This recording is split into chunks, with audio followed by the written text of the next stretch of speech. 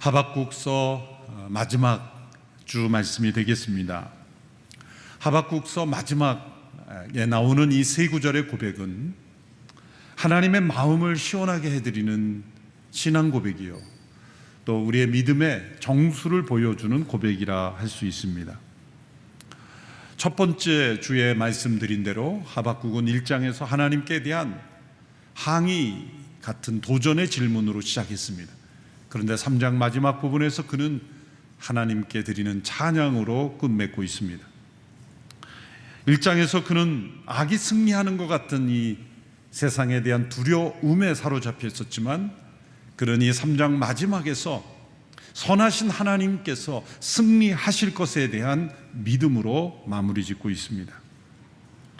그가 기도를 시작할 때 한치 앞을 알 수 없는 불투명한 미래에 대한 염려로 시작을 했지만, 이제 하나님께서 통치하시는 이 세상에 대한 믿음을 가지고 경배로 이 기도를 마무리하고 있습니다.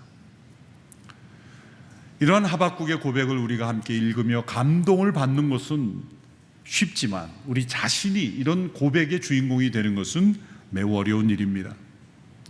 이 고백에 나온 무화과나무, 포도나무, 올리브나무, 또 양과 소, 이것은 당시의 사람들의 가장 중요한 생계의 자원입니다.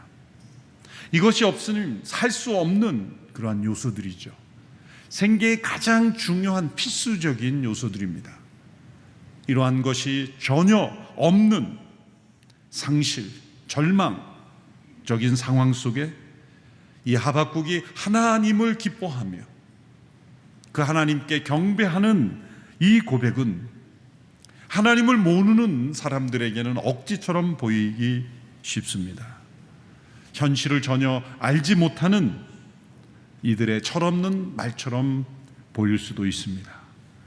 그러나 하나님은 우리 모두가 이 하박국의 고백에 이르기를 원하며, 우리의 일평생의 믿음의 생활의 가운데 하나님은 이러한 고백을 듣기를 원하셔서 때로 우리로 하여금 영적인 시험에 두실 수도 있습니다. 하박국이 이런 절망적인 상황 속에서 어떻게 이런 하나님을 기뻐하며 경배할 수 있었습니까? 그것은 하나님을 아는 지식이 더 깊어졌을 뿐만 아니라 견고해졌기 때문이죠.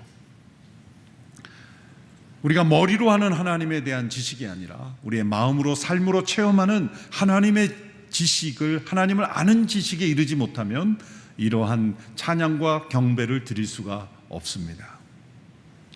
우리가 머리로 얼마나 하나님에 대해서 많이 알고 있습니까? 인포메이션이 얼마나 많습니까? 그러나 과연 하나님을 친밀하게 아는 인티머시, 하나님을 친밀하게 경험함으로써 아는 이런 확신이 있는가? 그것은 별개일 수 있습니다. 하박국도 하나님에 대한 지식들이 있었을 겁니다. 그러나 그 하나님에 대한 지식을 믿음으로 경험하지 못했기에 그는 하나님께 항의했고 도전했고 질문했습니다. 하나님과의 이 대화를 통해, 하나님의 말씀을 통해 그는 확신하게 되었고, 이제 이 신앙의 고백에 이르게 되었습니다. 이 하박국의 고백이 이 짧은 구절 속에서 어떻게 하나님에 대해서 더 구체적으로 신뢰를 가지게 되었는지를 알 수 있습니다. 첫째로 하박국은 하나님 그분만을 기뻐하였습니다. 하나님께서 주신 어떤 것, 하나님의 축복, 하나님의 돌보심으로 인해서 주어지는 어떤 것으로 인해서 기쁜 것이 아니라, 그 모든 것이 없어도 기뻐할 수 있는 그 하나님, 그 하나님을 기뻐했다는 것입니다. 욥이 받은 시험도 이런 종류의 시험이죠. 사단이 왜 욥을 공격하고 시험했습니까? 욥이 하나님을 경유하는 까닭은 하나님께서 욥에게 주신 축복 때문이 아닌가, 그것을 가지고 도전했죠. 만일 하나님께서 주신 모든 것이 그에게서 사라진다면 그는 하나님을 지금처럼 사랑하지 않을 것이다 라는 것이 사단의 도전이었죠. 그래서 욥은 시험을 받게 된 것입니다. 욥뿐만 아니라 하나님은 우리 모든 성도들을 바로 이러한 시험에 처하게 하십니다. 그 강도의 차이는 있지만 우리 모두가 하나님께서 주신 그 어떤 것으로 기뻐하는 인생이 아니라 하나님 그분만을 기뻐하는 신앙으로 하나님은 우리를 훈련하기를 원하십니다. 웨스트민스터 신앙 고백의 제1조는 이렇게 정의를 내리고 있습니다. 인간의 제일 되는 의무는 하나님을 영화롭게 하는 것이며 또한 영원토록 그분을 즐거워하는 것이다 라고 정의를 내립니다. 인간의 존재 목적입니다. 하나님을 영광스럽게 하는 것입니다.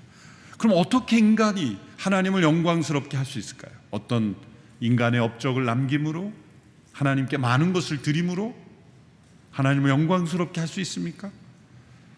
우리가 가진 모든 것을 드린다 할지라도 그것은 이미 하나님의 것이기 때문에 하나님의 것을 하나님께 드림으로 하나님을 영광스럽게 할 수 없습니다. 무엇으로 하나님을 영광스럽게 할까? 하나님은 우리의 어떤 모습을 통해 가장 영광을 받으실까요? 그것은 그 뒷부분에 설명이 이어지고 있습니다. 영원토록 그분을 즐거워하는 것이다. 우리가 하나님 안에서 하나님 그분만을 가장 기뻐하고 즐거워할 때 하나님은 우리를 통해서 영광스럽게 되신다는 겁니다. 부모와 자녀의 관계를 예를 들어보면 그것을 일부분이지만 맛볼 수 있습니다. 부모가 자녀로 인하여 가장 영광스럽게 되는 순간은 언제일까요? 그 자녀가 사회에서 유명해지고 영향력을 가지게 되고 많은 재물을 가지고 또 많은 사람이 부러워하는 어떤 유력 인사가 될 때 그 유명한 사람의 부모님 그러면 나름대로 영광을 얻는다고 할 수 있겠죠. 그런데 만일 그 자녀가 부모님을 기뻐하지 않는다면, 부모님을 존경하거나 사랑하거나 부모님을 즐거워하지 않는다면 과연 그 부모님은 자녀로 인해서 영광 받는 것이라 말할 수 있을까요? 정반대를 생각해 보십시오. 사회적으로 그렇게 유력한 사람이 되지도 못했습니다.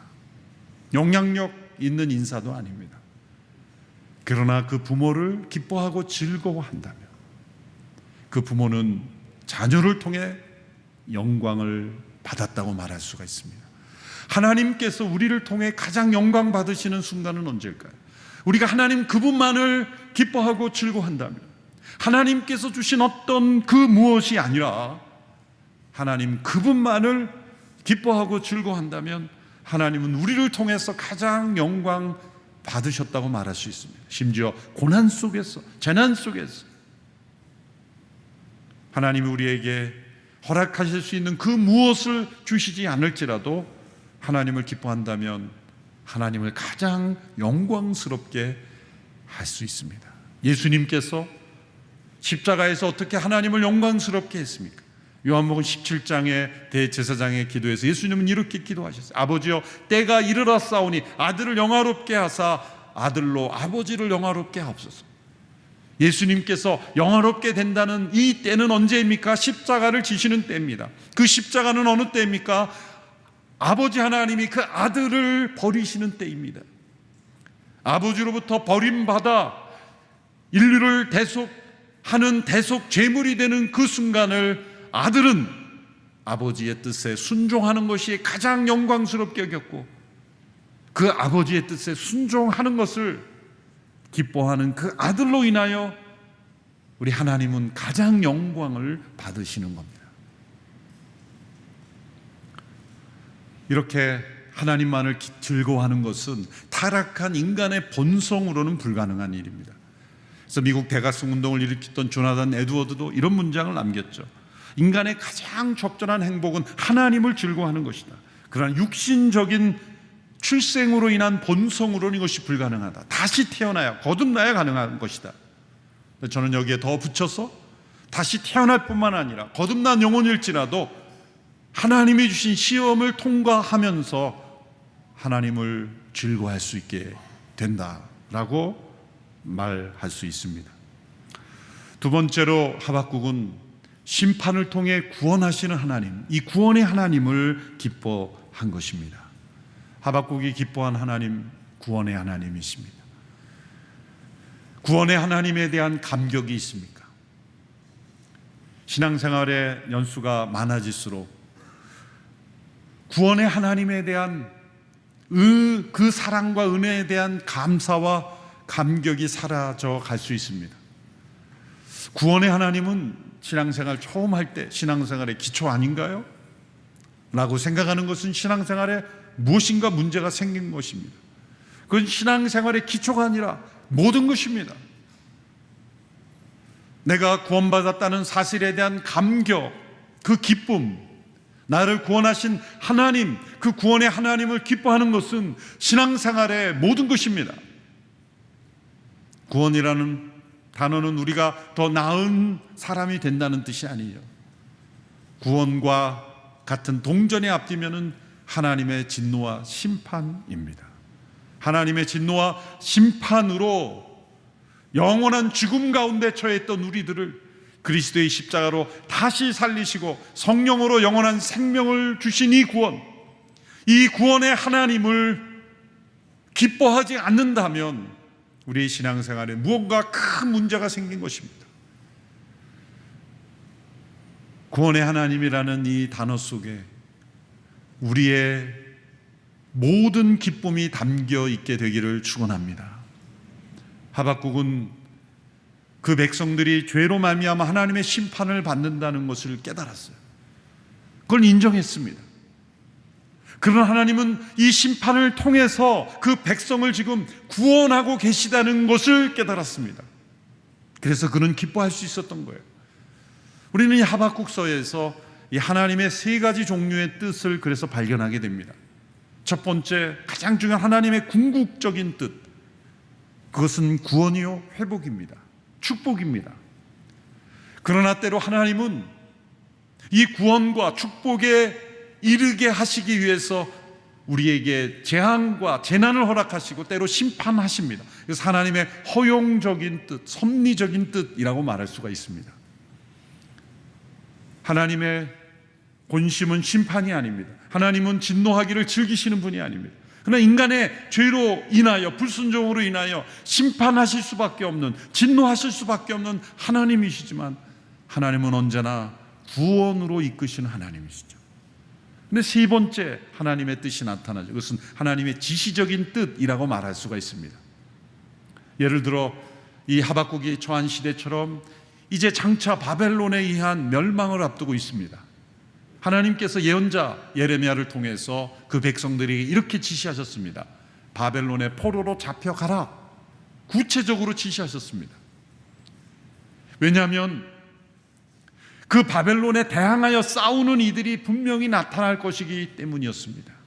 하나님은 그 바벨론에 맞서 싸우지 마라. 그리고 도망가지도 마라. 포로로 잡혀가라.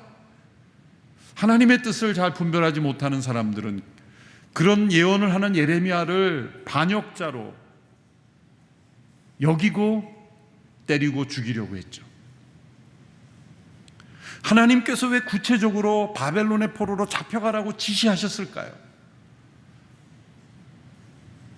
그 심판이 하나님의 허용적인 뜻이기 때문이에요. 구체적으로 바벨론의 포로로 잡혀가야 그들은 거기서 하나님을 체험하게 됩니다. 그리고 다시 돌아오게 하셔서 구원을 이루시고 회복을 이루시는 하나님을 경험하게 되죠. 우리가 하나님의 이 궁극적인 뜻을 처음부터 깨닫지 못하는 것은 우리가 죄와 불순종 가운데 처해 있는 인간이기 때문입니다. 우리의 생각과 마음이 오염되어 있기 때문입니다. 하박국도 역시 마찬가지였습니다. 하박국은 악으로 가득한 세상에 대해서 하나님께 의문을 던졌습니다. 또 악인인 이 바벨론을 통해서 심판하신다는 것에 대해서 의문을 던졌습니다. 왜 바벨론에 의해서 심판하십니까? 하나님의 지시적인 뜻인 거예요.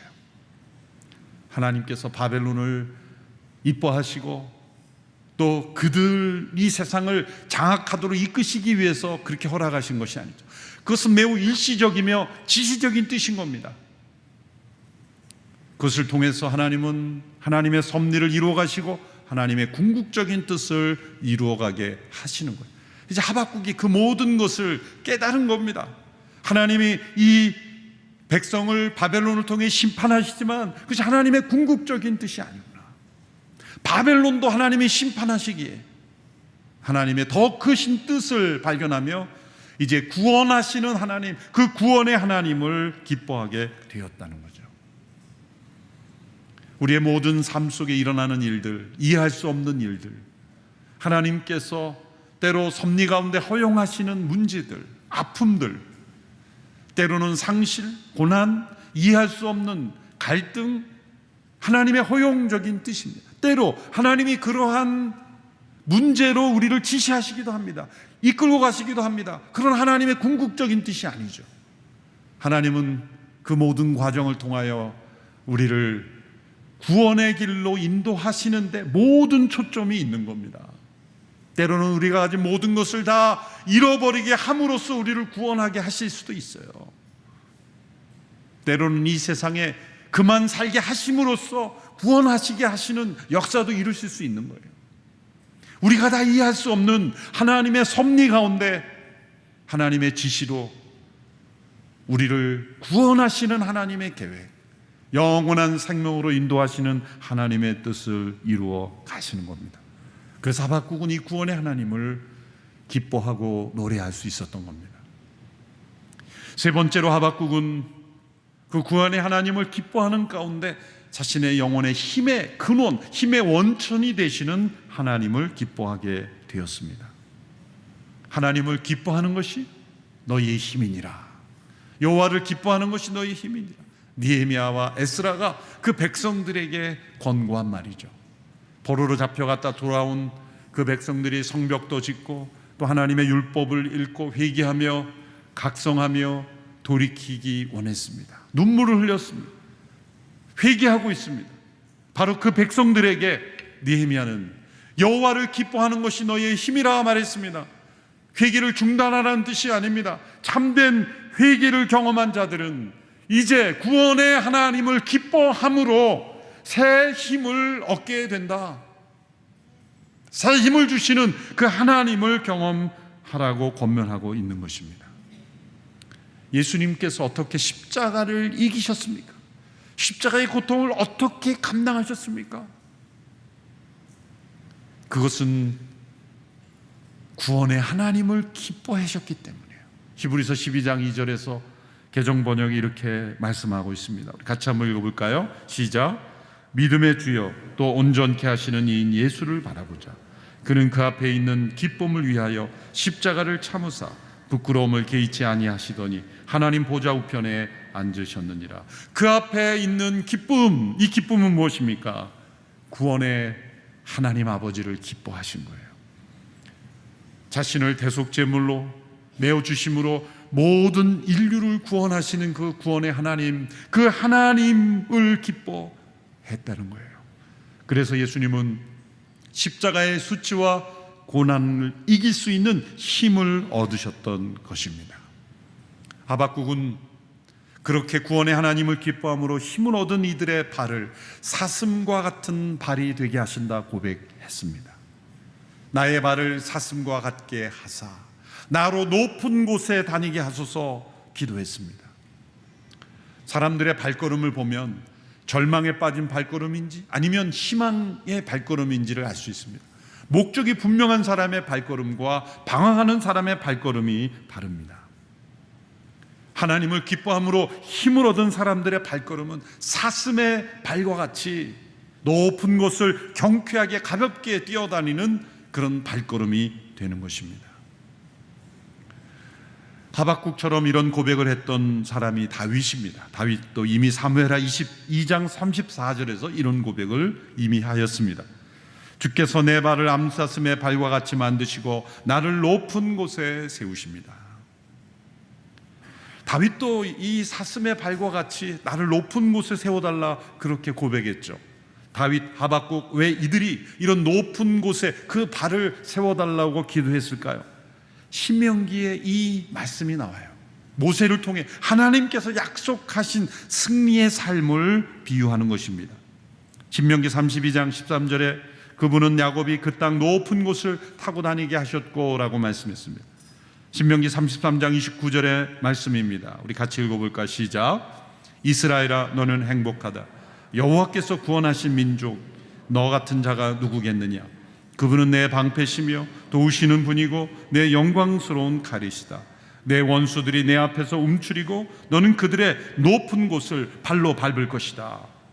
이 높은 곳을 밟는다는 표현이 반복되어 나오죠. 이것은 무엇입니까? 승리자의 발걸음이라는 겁니다. 높은 곳을 밟는다. 승리자의 발걸음이라는 거예요. 하나님께서 약속하신 땅에서 원수들을 무너뜨리며 높은 곳을 다닌다. 그것은 이 세상의 죄와 유혹과 땅의 것에 속한 인생이 아니라 높은 곳, 하늘에 속한 인생을 이 땅에서도 산다는 거예요. 사슴의 발과 같이 이 죄악과 유혹에 붙잡히지 아니하고 높은 곳을 뛰어다니는 영적 승리자의 삶을 살게 된다.